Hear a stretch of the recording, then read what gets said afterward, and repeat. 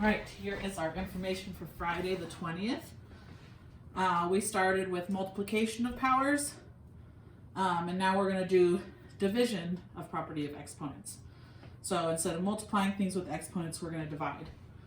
When we started with multiplying, we were looking for common bases. We would take that base and add our exponents. That's terrible. So this would be 3 4s and 4 4s.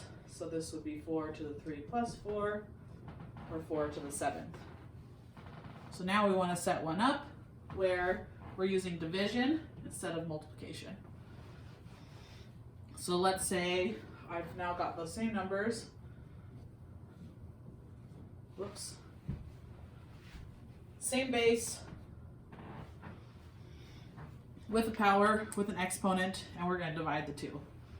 So I could rewrite this. I've got 4 4s, and I've got 3 4s.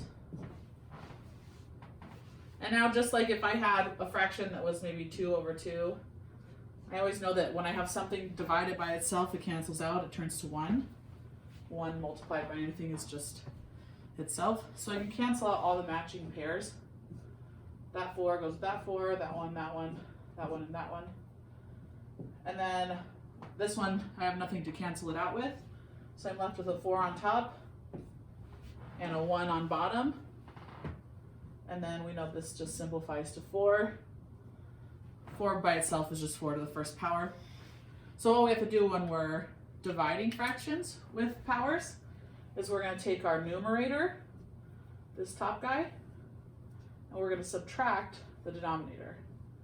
So 4 minus 3 would leave us to 4 to the first power, which we got by canceling.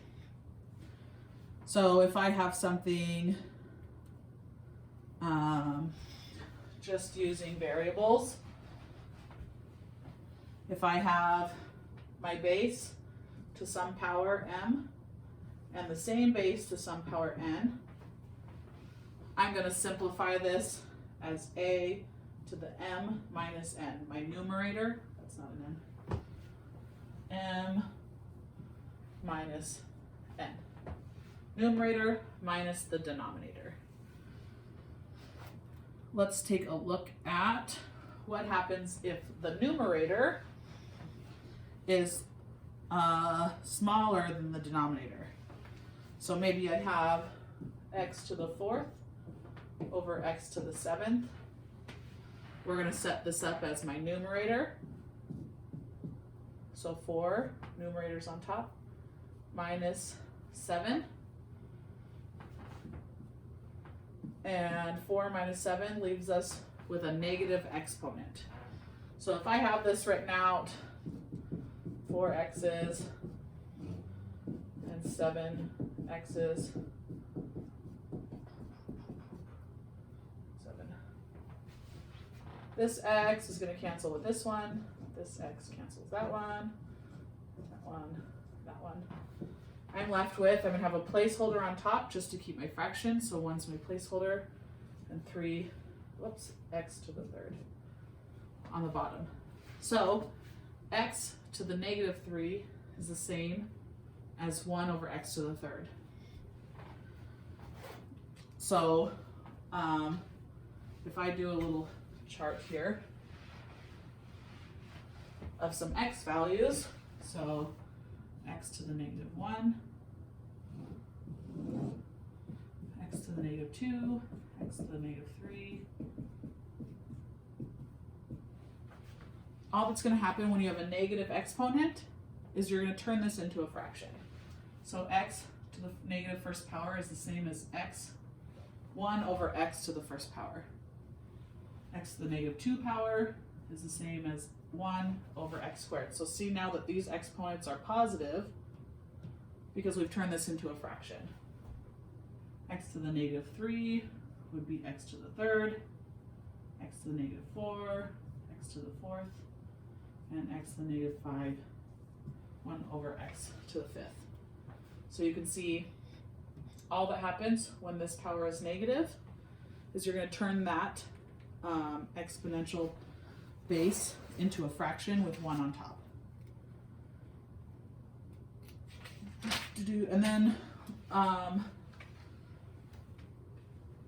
we're going to have a few where you're going to have an exponent base or a fraction in your exponent. Maybe x to the 2/3 over x to the 1/6. Here again, just like we did when we were multiplying, we're going to have to find common denominators in our fraction. So we're going to set this up as x to the 2/3 minus 1/6. It's a division problem, so we subtract. 2/3 minus 1/6. We're going to have to get common bases so we can do subtraction. In multiplication, you don't need common bases, but adding and subtracting you do. So I know that 2 times 3 gives me 6, so then they would match. Multiply the top and the bottom by the same thing. 4 over 6. 4 over 6 is the same as 2/3 if we simplified it. Leaves us with 3/6 or 1/2. So then here we would know that this is x to the 1/2. So I just set up this problem here to find what my exponent value is. X to the 1/2, and as we learned yesterday, if my power, my exponent is a fraction, I'll set this up as a square root of x.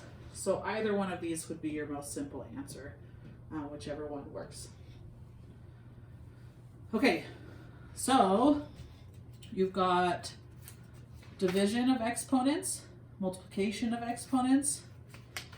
We've done raising a product to a power. And then we're also going to be simplifying fractions with negative exponents.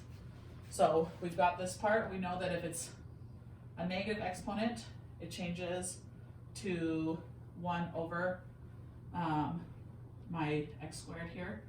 So let's take a look at what happens if I have a fraction already and I have negative exponents within my fraction.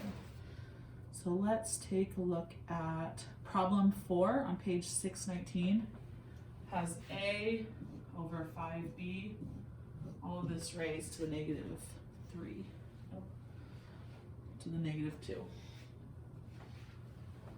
So first, we're going to give everything in here our negative 2. So this is the same as a to the negative 2 over 5 to the negative 2, b to the negative 2. So just take note that I gave negative 2 to both my numerator and my denominator and all parts within those. So it's going to everything in the top and everything in the bottom. I could rewrite this as 1 over a squared. That gets rid of my negative exponent. But then I'll also have to do the same thing here.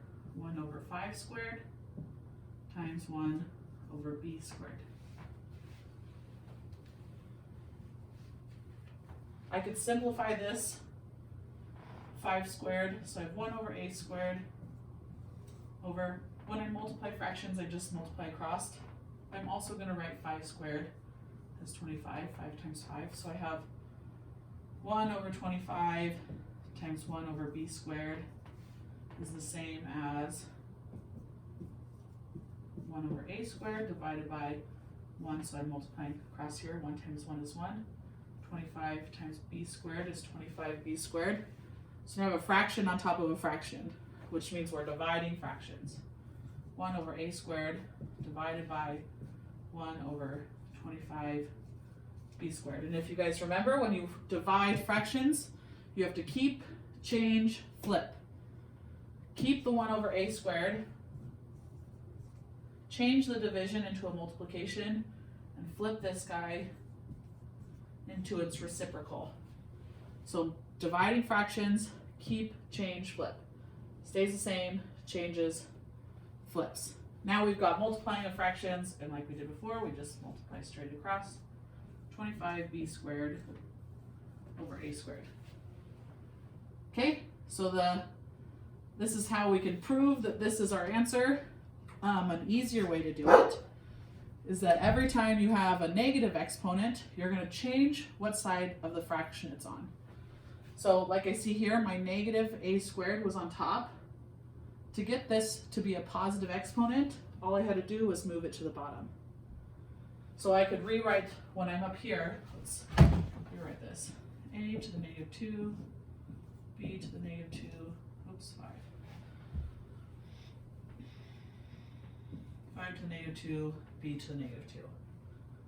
A to the negative 2, I can just switch this. I would put a placeholder here. I can just move this to the bottom. So A's moved down. Now these two still have negative exponents. We don't like negative exponents in math. We want to make them positive. So since these ones are at the bottom, all they're going to do is move to the top. So a squared is now fine. It's got a positive exponent. These two, I'm going to change what side of our fraction bar they're on to make them positive, and then we end up with the same result that we had before. So negative exponents just change what side of the fraction that they're on. When you're multiplying by a product, you have to multiply your exponent to every part. A gets a negative exponent, B, or this 5 gets a negative exponent, B gets a negative exponent, and then all they do is they just change sides. So my negative 5 squared came up top, negative b squared came up top, negative a squared went to the bottom. Okay, so I'll post your homework. You'll have 10-2 for Thursday, 10-3 for Friday, and then you're on spring break.